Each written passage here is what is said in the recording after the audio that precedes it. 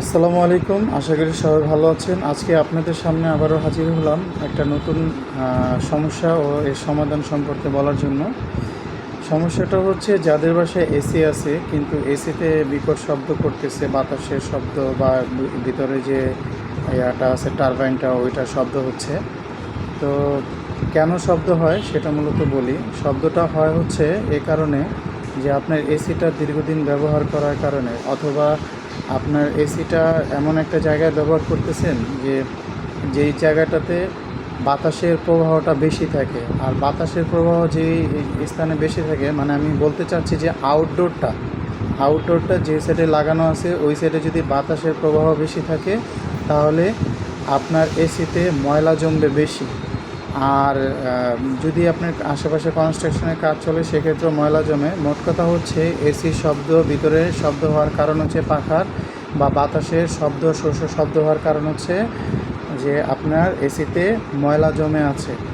তো যদি ময়লা জমে থাকে তাহলে এসির ভিতরে যে রোলারটা আছে এটাতে রোলারে ময়লা জমে এবং কি শব্দ হয়।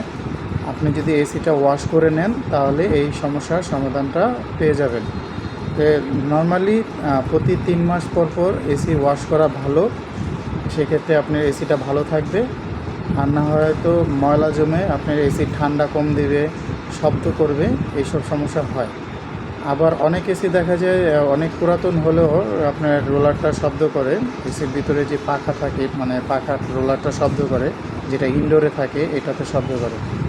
তো আশা করি সবাই বুঝতে পারছেন যে কেন এসিতে শব্দ করে বা বাতাসের শব্দ হয়। সেটা হচ্ছে যদি এসিতে ময়লা জমে থাকে তাহলে শব্দ হয়।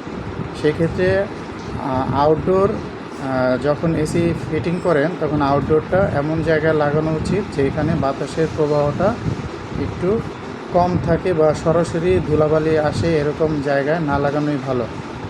আর যেসব এলাকায় ডাইং থাকে ওই সব এলাকায় যদি আপনি এসি লাগান সেক্ষেত্রে একটু সাবধানতা অবলম্বন করবেন।